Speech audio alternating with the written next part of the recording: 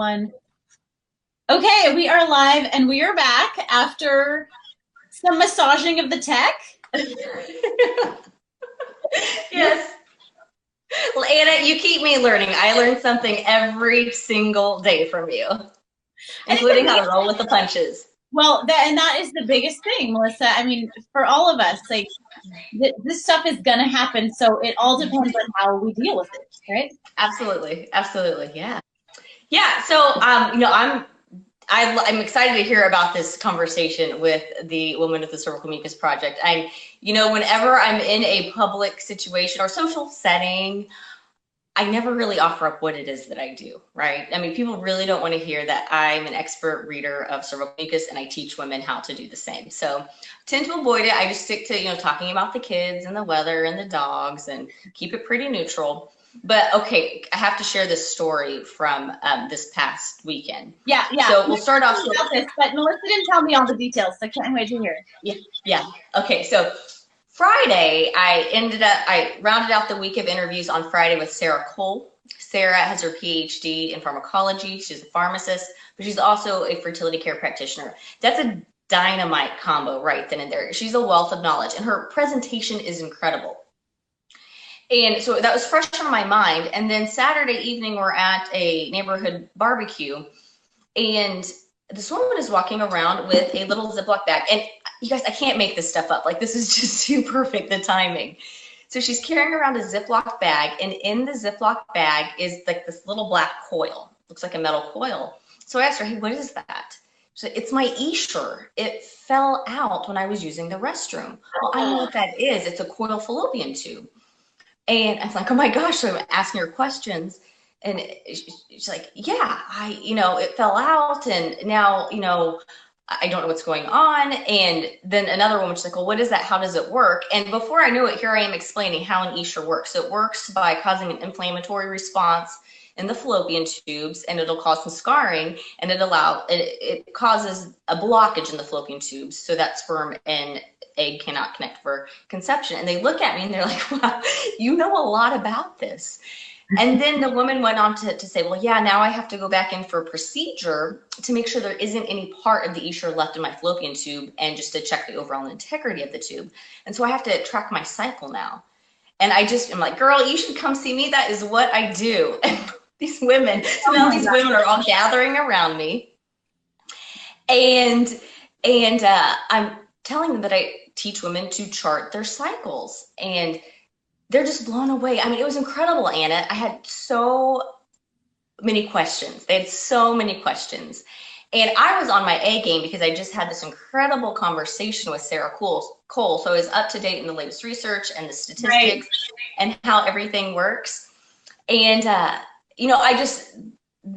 the summit, before it's even launched, it's already a huge benefit to me. And I just want to encourage, if you're a fertility awareness educator out there, it is so important that we stay on our A game, that we are constantly reading the new research and knowing how other methods work of family planning, of fertility awareness, so that we can engage in these conversations and constantly sharpen our skills, because that's when we can provide the best servants to our clients. So anyway, rounding that out, it was just too crazy that the situation of I just had this conversation, and then the women were just gathering around wanting to know more. What? You can chart your cycle, and what? You can prevent a pregnancy just by knowing your cycle? I mean, they were hungry for it. It was fantastic. So yeah. You're at a barbecue. That's great. And she's got it in a bag. That is so crazy. Well, I think she was wanting to share with her close friends, like, hey, this is an issue. Look what happened to me. This is not supposed to happen. And she, good for her for saying, whoa, this is not cool. And if you have this or thinking about it, don't get it. So right. I was impressed by her self-advocacy, because that's what this summit is all about. It's about teaching women to be self-advocates. Right. Yeah. No, and noticing that and saying, what the heck is going on? So, well, I'm excited to learn so much from Sarah's, because there's all these different devices and things out there, and how exactly do they work? Exactly. That is crazy. Exactly. Yeah. Oh my gosh. Well, good for you. Yeah. Okay. So, Anna, today we're talking all about who can chart their cycle. Yeah. So, but yeah, we're gonna jump right into this. We have some people listening. Where are you guys from? Like, who is here? I can't even tell on this system that we're using. Who is here, and where are you from? So just pop, and hopefully you can hear both of us. We're just Yes. gonna start. We're learning together this whole tech thing. Absolutely. And I did want to share. So we have lined up over 30 speakers for the summit, and we've already recorded at least 12 sessions. And we're just crazy recording them every week. I have 4 more this week. I'm excited to talk with Dr. Patrick Young, who is one of the top endometriosis excision doctors in the country. Because I think so many people have endo, but we have been told for like 5, 10, 20 years that there's nothing that can be done for it. Except maybe birth control pill, right? Yeah. But that's not true. There are ways to do this. Yeah, Dr. Young's, he's cream of the crop. He's constantly putting out new information, and you can read up on his techniques. And yeah, top-notch guy. And Anna, that's why I'm so impressed. I know this summit is kind of a labor of love. You had this idea, but what I love about you is you have this idea, and then you take the courageous step and you make it a reality. And here you are bringing all of the top people in the field of fertility awareness into this conversation. I mean, it's really incredible. Really, really incredible. Thanks, Melissa. That wasn't in the script. He wasn't supposed to be talking. No, I just have to share because it's just, I was thinking about it earlier today of, I've had so much fun interviewing everybody, and it's, it's giving me that I guess confidence to be brave and, hey, this person is doing great work. I should reach out and learn more about what they're doing because they want to share. Just like I want to share the work that I'm doing with others, they want to share the work that they're doing. They're passionate about this. Yeah. What's super exciting to me is just bringing in all these different people, because there are all these facets of fertility awareness and this up and coming concept of restorative reproductive health care. And there's a lot of organizations that are kind of doing their own thing in different places and on different fronts and in various focuses. But imagine what we can do if we start bringing all this together in one place, not only for women who deserve this information, but for those of us in the industry. And I know we have some practitioners listening right now from different methods. How much further we can go if we're kind of all working together and listening to each other and responding and having these conversations. So I could go on and on about this, but we should drive into it. Patty's joining us from New York. So welcome, Patty. Thanks for joining us. Yeah. Yeah, if you pop in, tell us where you're from. We're going to start talking about who can chart their cycles. And this will be a great, if you're listening and you're in the industry, share this out. Like if you have a group or you have people who are, this particular topic we're gonna talk about today is really helpful for those who either have never heard of the fertility awareness method or are just like, what the heck, or it's not from me or something. So, or in different, can it work at different times of a reproductive life, for example? So this is the first point, is that, who can chart their cycles? You can chart your cycles really no matter where you're at. So some of our examples, Melissa, as a teen, let's start with that one. As a teen or adolescent, it's normal. A lot of people don't know this, but it's normal for that to be a really irregular time.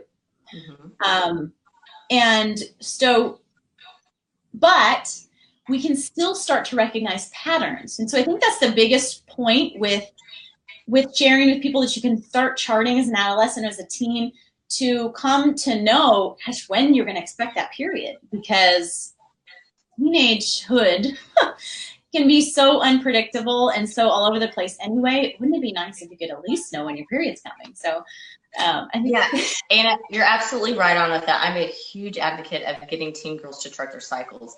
And I'll just say this. A lot of the women that I work with, so I specialize in working with women who are struggling with infertility. And so many of them have been on the pill since they were 15 or 16, on it for 15 years. Wow. They get off and the problem comes right back. So it was never addressed. Their bodies were never ever able to cycle. I went through that myself. I was put on the pill at the age 16. So I know what that's like. And that happens because when you're talking about with the problems come back, problems that they maybe have been put on birth control for, like irregular cycles or heavy periods. Or something like and you know, so I don't want to speculate too much because there's a whole number of issues. The idea when you're starting to regulate, so you start menstruating, so it's called menarche. It takes a while for the pituitary ovarian connection to really establish itself. It's figuring out something very new and very special. So you need to let that take its toll. It can take a year. It can take up to 3 years. So irregularity in the adolescent teenage stage is completely normal. Now, when it's paired with really difficult periods and a lot of pain and discomfort, well, then there's probably hormonal imbalance. But we need to figure that out. There's a lot of ways to naturally balance the cycle, medical approaches, but you're taking an approach to optimize a regularly occurring cycle rather than shut it down. So when a woman is charting, there are many, many indicators in the course of charting well that can say, okay, is my cycle in healthy parameters? And then for the young girl who is healthy and she is cycling, but there's still some irregularity, once she can identify certain situations in her cycle, particularly the peak day when ovulation occurs, she knows when her period's coming, because that time from the first day of the period to ovulation in the young adolescent girl, that varies, right? So that's no confidence there. But if they know when they ovulate, they know that, okay, 2 weeks I'm going to the beach with friends and I'm supposed to be starting my period. They can prepare for that. Adolescence is a time of insecurity and figuring yourself out. And in today's world, it's a fast-paced world. We need to build these women up to be confident in themselves, and charting your cycle does that. It is a beautiful, beautiful practice in self-awareness, self-acceptance. I say that all the time because I live it and I believe it. I love it. Well, and that goes right into another stage where, you know, you're not teen or adolescent anymore, but maybe those cycles are still not regular, you know, or they are, or maybe you're not cycling at all. Absolutely, absolutely. So you can chart your cycle regardless of your cycle pattern, regardless of your reproductive state. It's just it's a lifestyle approach that is about knowledge, taking knowledge to understanding. So you're learning how to observe your body, and it's just a couple minutes every single day, but then you're being mindful and you're tracking that information, and then you have this incredible health history. Now, if there is irregularity, well, then you can get that addressed and you can balance that cycle. And if you have a balanced cycle, you feel amazing. You're gonna rock it. You know, PMS, there's a reason for that. If you can track the symptoms of PMS and then get a restorative approach to that, you'll see it go away. And not every cycle is perfect, right? Our cycles tend to kind of sometimes throw us for a loop. But when we chart, we're better equipped to really take head on just kind of what life gives us. Stress is a huge factor in our cycles, and it can really throw us for a loop. But it's not just throwing the cycle pattern for a loop, right? If our cycle looks wonky, we're usually feeling pretty wonky as well. Those headaches, those rapid mood swings, it just, that cycle validates what's going on. Right, as like a fifth vital sign, like one of our absolutely, one of our guest experts, Lisa Hendrickson Jack, just came out with a book just in January called The Fifth Vital Sign. But such a good book. It's great. It's a really good read.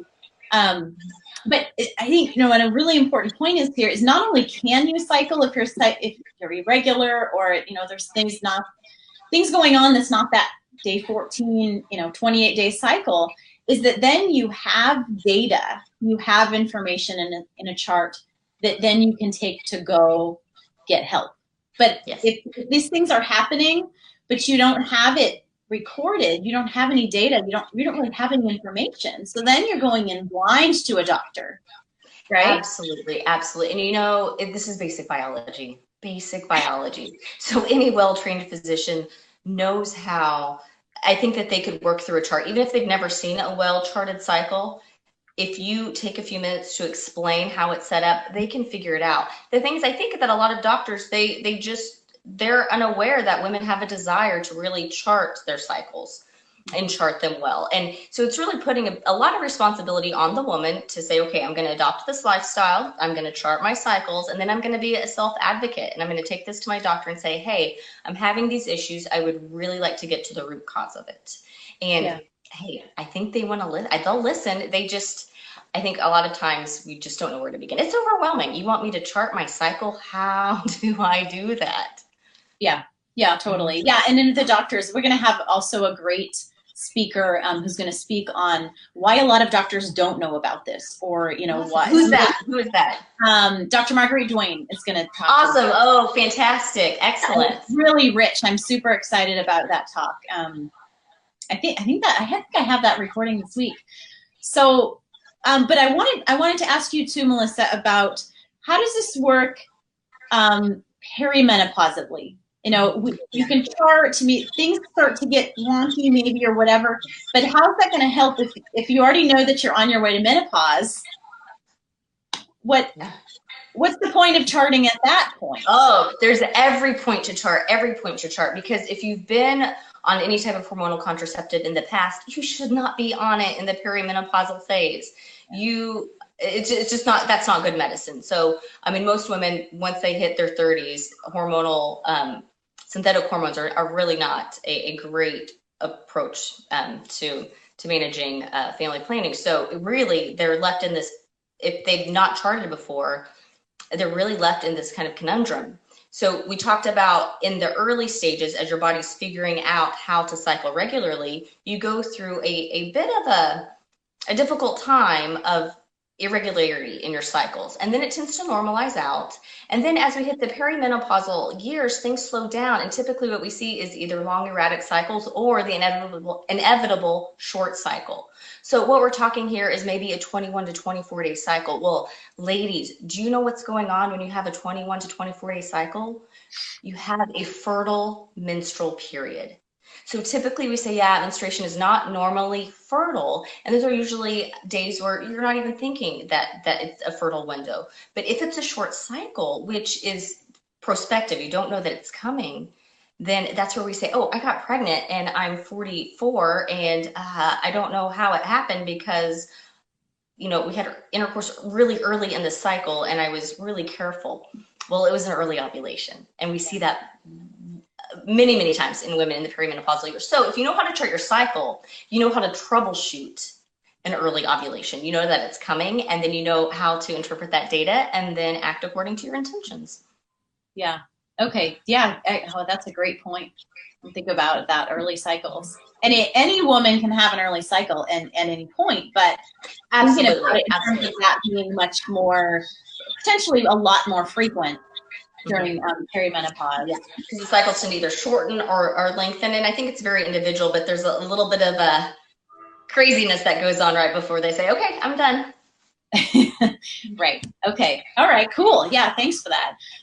So we talked about who can chart their cycles, if really at any of these points throughout the reproductive life.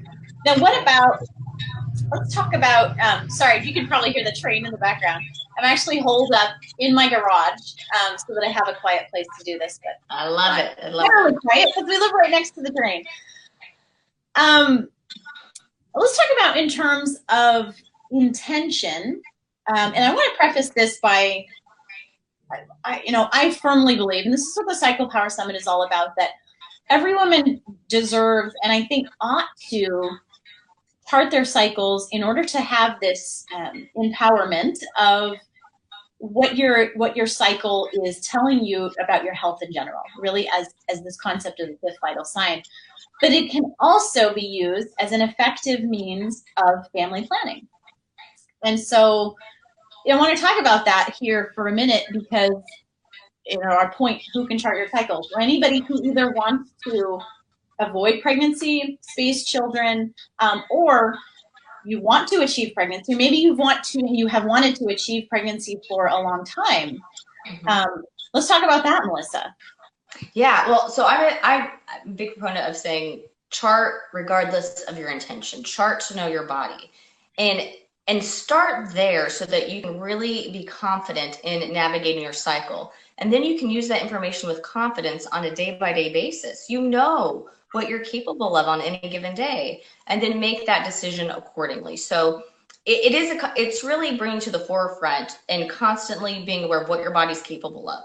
So it's not, oh yeah, I'm awesome, I'm really made in quite a creative way, but we're not going to think about that. And so I'm going to say it again, that exercise in self-awareness and in self-acceptance. So let's say that you're wanting to achieve a pregnancy. Well, you know peak fertility, so your chances of achieving a pregnancy are actually quite high. But if you want to avoid a pregnancy, you're able to make a very calculated decision, because you know on any given day if it's a day of fertility or infertility. You know if you're in the pre-ovulatory or post-ovulatory phase. And then we have this whole issue of the health of ovulation. You know, for the longest time, we thought it was just you either ovulate in a cycle or you don't. But we really need to start understanding the quality of ovulation. Are you ovulating well? Because if you're not ovulating well and you're wanting to achieve a pregnancy, it's either going to be difficult or you may be at risk for a miscarriage. So knowing that about your body, then you can do the proper steps to optimize your cycle health, which then optimizes a healthy pregnancy. Yeah, and I've heard women say that about trying to dig into, okay, why am I not getting pregnant?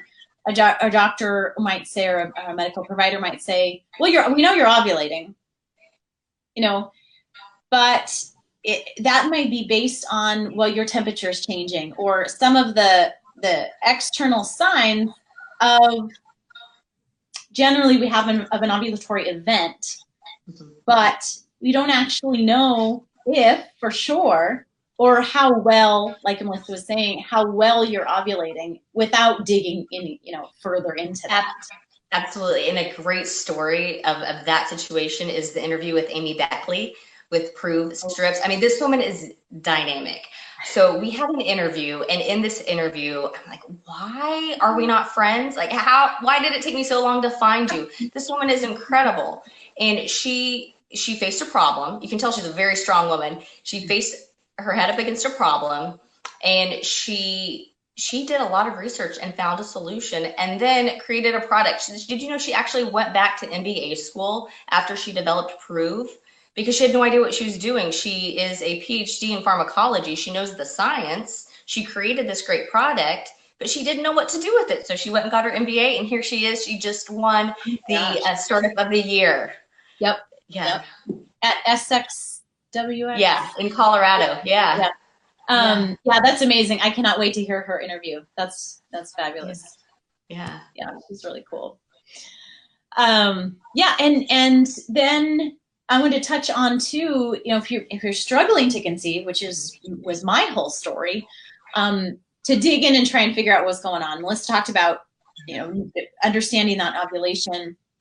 But if anything else that's going on, any testing that's done, is best done based on the significant events that are happening in a cycle. And so if you've charted that, you have the information and the dates, you know, to have actually effective testing done.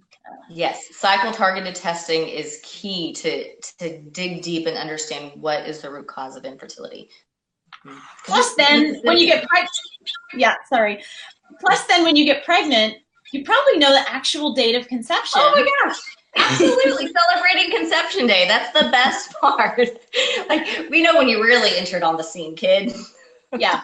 Well, and then even more powerfully, that gives you a really accurate information about when you might expect the baby. And it's just so powerful, because a lot of times when medical providers are estimating due dates, it's based on a 28-day cycle. It's based on this, like, quote unquote, normal cycle length, but that's not necessarily the case. And of course, most times is not the case. And so, have information like that fantastic TED Talk I shared with you the other day, Melissa. Yes. That's so good. Where she was able to go into, and we should share it here in the Cycle Power Summit. Oh yeah, it's so fantastic. Yeah, you have information that empowers you then to make decisions, around the time of baby coming out, because we all, know that things can come up. You may be being pushed to get baby out early, or things are going on. And yes, you want to listen to doctors there, but sometimes you can have more information that you can use to make decisions that maybe those doctors don't have. Yeah, actually, that happened to me too, Anna. With my third child, he was actually born on his due date. My other two were born about 6 days ahead of their due date. But I had ovulated later in that cycle, so my doctor thought I was 42 weeks. So they had scheduled induction for that Wednesday, and I was holding off. I'm like, okay, well, the due date's Monday. We'll see what happens. Sure enough, he came on his due date. Wow. On his due date according to your chart? According to date of conception, yeah. Yeah, that's awesome. Yeah, so I mean, that's so empowering right there. Because we know, I mean, we have knowledge. Cool. So then our third thing that I wanted to talk about is, so what if you're on hormonal contraceptives? Maybe you're on birth control pill.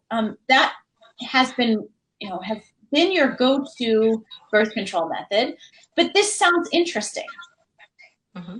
And and you have curiosity about using this as a birth control method, but it can be can make you nervous, be a little bit disconcerting to stop using something that you've come to trust and rely on and begin using something like fertility awareness, which it relies more on my actions and holding myself accountable for this, which is a little nerve-wracking, right? Mm-hmm. So yeah.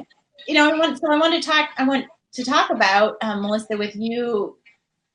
I mean, do you recommend that people actually start the charting process even before they're confident of coming off of hormonal contraceptives?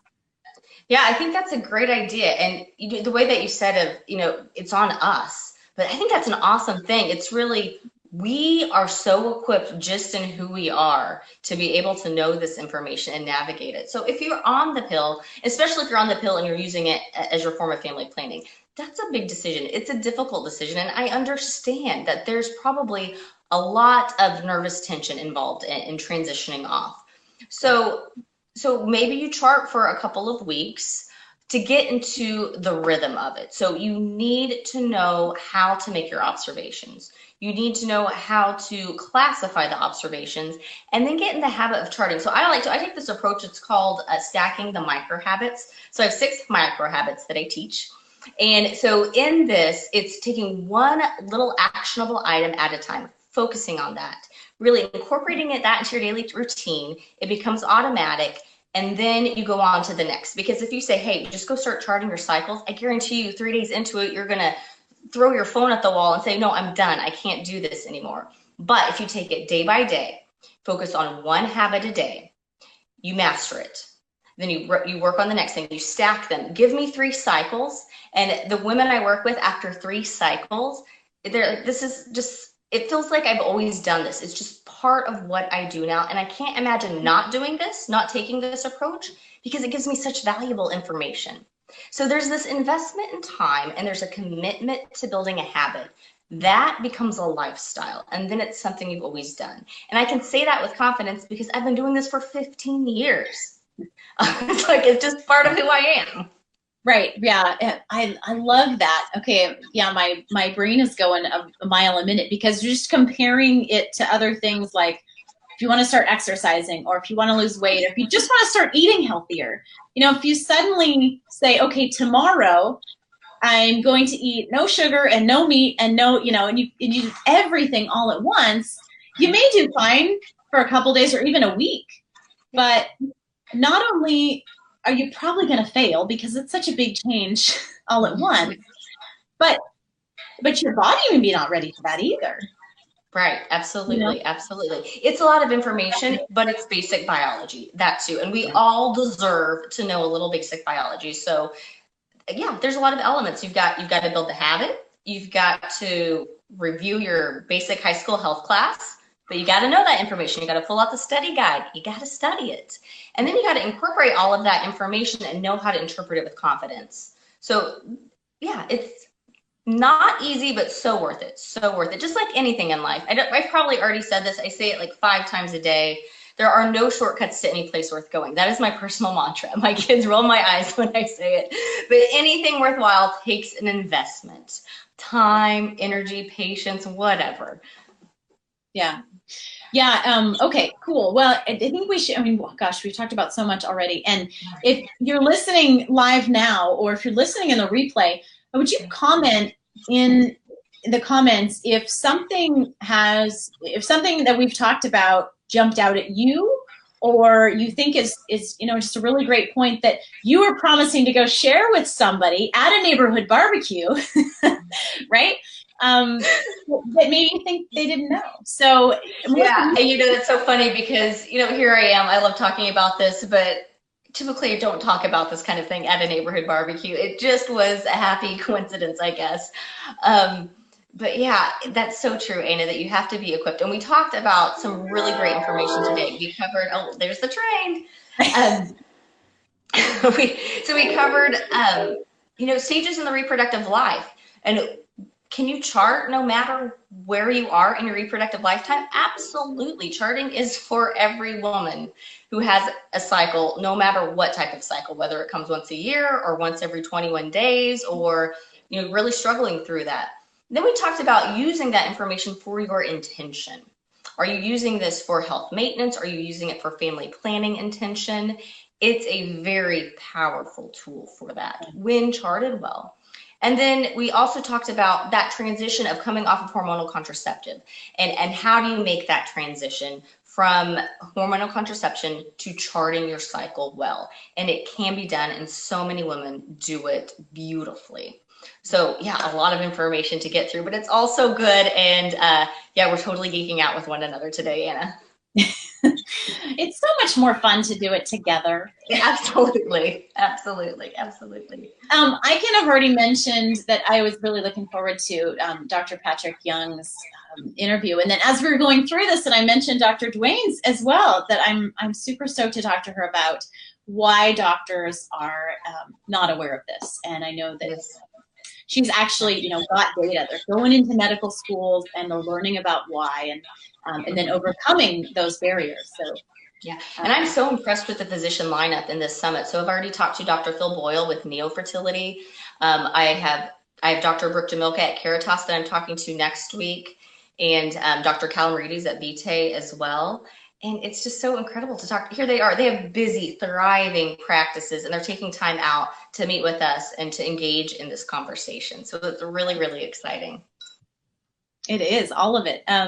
Cool. So if you're listening right now live or listening on the replay, here's what I would ask you to do. Would you share this with somebody? Share, that you can share. So if this is, talking about mucus and cycles and all this stuff, if you're uncomfortable sharing this on your page, I get it, I totally get it. But you know that you can share something like this into Messenger. So if you hit the share button, you can share it as a message. You can share it as a message to somebody who you think might be interested in not only what we've talked about today, which was a whole heck of a lot, but all of the lineup for the Cycle Power Summit. And you can share with them cyclepowersummit.com. That's where all the information is. The registration will open on April 3rd. For the Cycle Power Summit to happen May 2 to 5. Awesome. Yeah. Awesome. Yeah. Absolutely, share it. And you're right. Talking about cervical mucus is sometimes kind of difficult, but hey, maybe we need to break down that taboo. I don't know. We'll see. Something we talk about regularly at the dinner table in my house, but I understand. I'm kind of kind of a dork when it comes to this stuff. But it's one of those things that. Go ahead.